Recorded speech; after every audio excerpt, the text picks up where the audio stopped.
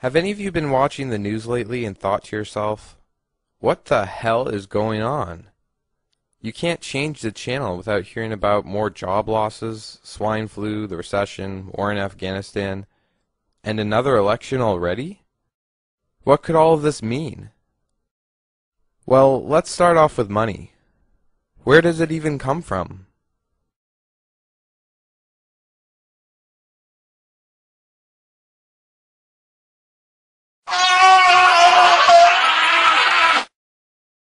Where do I think it comes from? Like it's made? I don't know, the government? Money comes from paper. I believe it comes from trees. In the long run, I think it comes from trees. No, I believe money. I'm not 100% sure. I'm not certain. That's a trick question. Why? Well, it's actually an interesting question. First of all, money is prior to money. It's going to sound like a long answer, but I'm not quite sure I know the nature of your question. But let me see how I can handle it. Thank you. Prior to money, essentially trade. It's actually simple. Over 95% of our money is created by private banks. That means there's less than 5% of government-created money. Let's look at the differences between creating the money ourselves and borrowing it from private banks. Creating the money ourselves pretty much just costs the labor to print it and the hard work to back it up.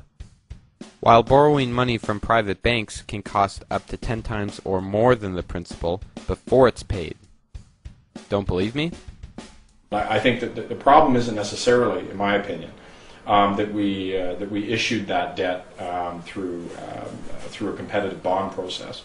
The issue is that the level of spending that we engaged in was not appropriate, and we got into a situation where we spent too much. This is Canada's federal debt. From 1867 to 1992, we owed $423 billion. However, 91% of this debt is the result of interest on interest. And only 8% of the money was actually used on real things, like goods and services. But now we have to pay back over 10 times what we needed, simply because we borrowed from private banks instead of ourselves.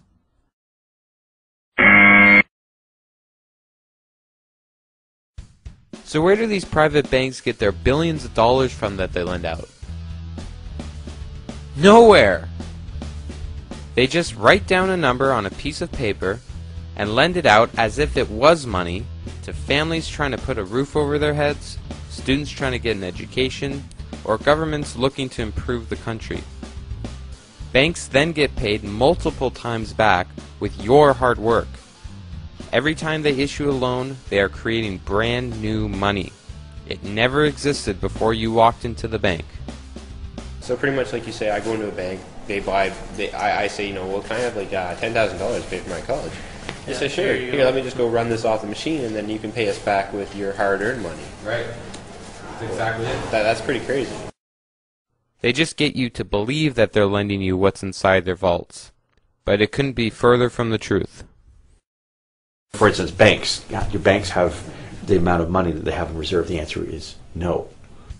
There's about $50 billion of real cash in Canada. All the private banks combined only have $4 billion in their vaults, or what they call reserves. And yet they've lent out $1.5 trillion, which they then charge interest on. I think that the amount of money that's held in reserve in Canada, you're right, is pretty low. One of the reasons it's so low is because our banking system is as stable as it is. Okay. So what would happen if we simply wanted our money back? We would have a credit crisis, and the system would not be sustainable. So we'd have to reorganize and restructure, which is what happened actually in the Depression. I don't see that happening again. Yeah. But theoretically, that's what would happen. Oh yeah, that sounds like a stable system. So isn't it a little bit fraudulent though if I were to walk into a bank and they give me a receipt I can redeem at any time, but it's only noticed that it would be called fraud if everyone came to the bank and requested their money? Oh, I'm going to answer your question, but then I want to go back to mine. Okay. Because it really is. This is the huge change of the last 5 years. It's not fraudulent. It's not fraudulent because everybody understands it. But it is. No one really understands it. Well, okay. I mean, those who know about it, knew about it, so it was not fraudulent. I've talked to the teachers and MPs, even MPPs, and they had no idea that there was only $4 billion in the vaults, but over $1 trillion was lent out. No, let me go back. Well, the fact that they didn't know it, they should have. But really, no one does. Should that be involved a little bit more before we start using money? That we should be told where it is, where it comes from? Well, no. Okay, so it's one thing to lend out money you just don't have. But how can you charge interest on nothing? And not just any kind of interest. Compounded interest.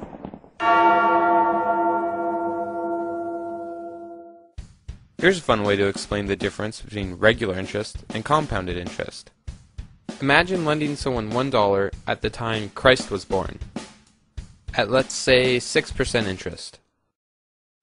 Ready? Go! To everything, turn, turn, turn. There is a season, turn, turn, turn.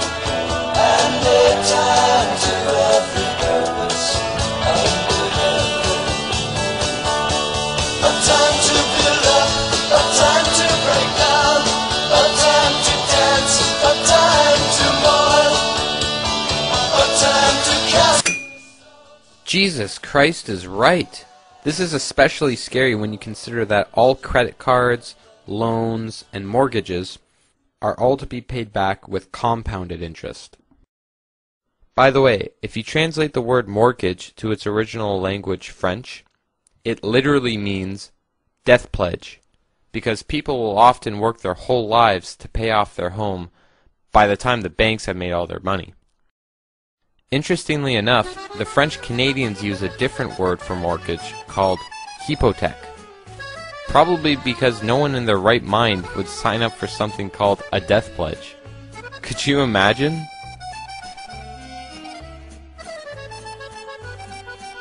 So coming back to our analogy on compounded interest, you can probably see why Jesus threw the bankers out of the temple in the New Testament.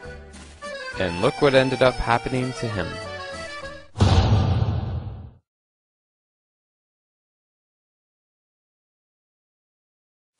It's interesting how the operation of banks in Canada are all textbook examples of fraud, counterfeit, and theft.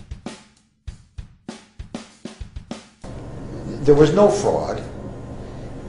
People should have known, but there really is a problem, and that is that the people who knew didn't stop it. Now, if I did what these private banks do on a daily basis, I would end up here. Here. Or maybe here. So how come the banks can break the law, but no one else can? Well, it's technically not breaking the law when our elected officials create bogus legislation like what's contained in the Bank Act. It says that banks can lend out as much money as they want without having to have a single dollar. In 1991, there was legislation passed in the Bank Act that stated that reserve requirements for banks is completely nil. They don't need to have a dollar in their vaults to actually issue out money. Yeah, I don't know if I could agree with you on that. Well, maybe you'll agree with the office of Jim Flaherty when they say there is no statutory reserve for banks in Canada. And not that they don't have no reserves, because they do, but according to the bank... Can I just take this, sir? Yeah. Chuck Ray? Yeah, go ahead.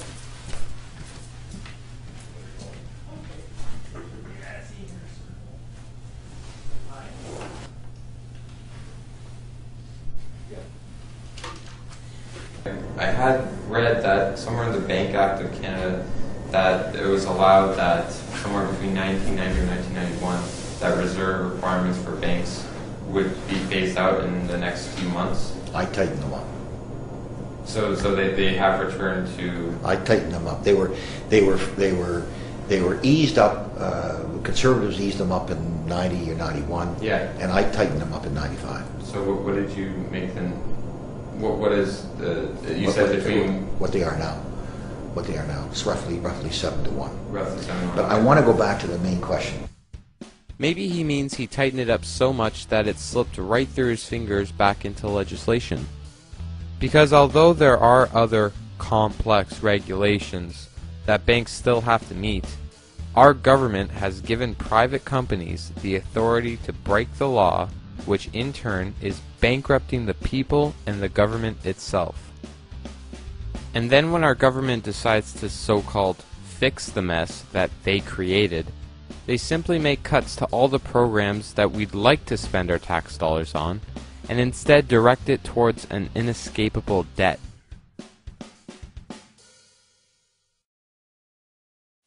Anyway, I decided I'm going to get my $5, so I got to go in the bank, right? Which is, it's hard because they're open for like 10 seconds. They're like, ah, then they close. They're never open. But I go in. I get to a teller and I say, I want my $5. So she looks at me up and she says, you don't have $5. And what happens? She says, we charge you another $15 for only having 5. So now, you know how much I have? I have -10. -10. That means I don't even have no money. I wish I had nothing, but I don't not have any money. I don't have it. I can't afford something that doesn't cost anything. I can't afford it. If somebody goes, hey, it's free, take it. I can't afford that. That costs nothing. That's more than I need $10 to be broke.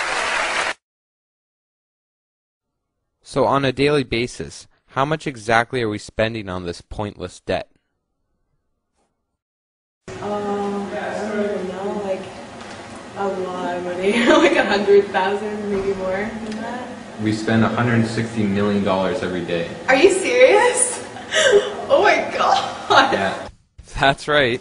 According to Statistics Canada, both federal and provincial debt combined, we're paying $160 million each and every day, or $60 billion every year. Let's put all this into perspective. The largest counterfeiters in Canada produced $3.5 million and were sentenced to 5 years in prison. The largest bank robberies in Canada, committed by the Stopwatch Gang, stole about $15 million and got 16 years in prison. As a result of borrowing from private banks, $160 million goes missing every day, and no one even gets fired. So what you're saying is pretty much the banks that are in Canada that are chartered by like Parliament and all that, by Parliament, are pretty much just robbing the Canadian government and in turn the Canadian citizens because they're causing us to have a higher tax rate than required. You know, just to dig into their pockets and get themselves a little bit richer. So what could you do with $160 million every day? Oh my god. What I would do, I would pay off my school, I would pay off my parents' mortgage. Like, holy, I'd go on like 10 trips. Let's start out with $160 million for a lifetime. Never mind a day, buddy, because I'd be in a forever party. Well, I have no idea. 160 million? Like, that's so much money. I wouldn't even know what to do with that. You'd become pretty selfish, I think, right? You'd be self-centered, that's for sure, because you wouldn't have anything to care about. If you really wanted to, you could buy the Maple Leafs franchise just after a few days and still have millions left over to party with. Probably to try and forget that you bought the Leafs franchise. Or you could buy enough beer to keep the whole country wasted 24/7. I think we'd get a lot of votes for that. I got an idea. How about as an incentive to pay off the debt, we start stacking the payments with $100 bills and create a new national monument. Think about it. The CN Tower stands about a quarter-mile high. If we stacked our debt using $100 bills, we could create the first ever money tower, totaling 540 miles high. That would dwarf the CN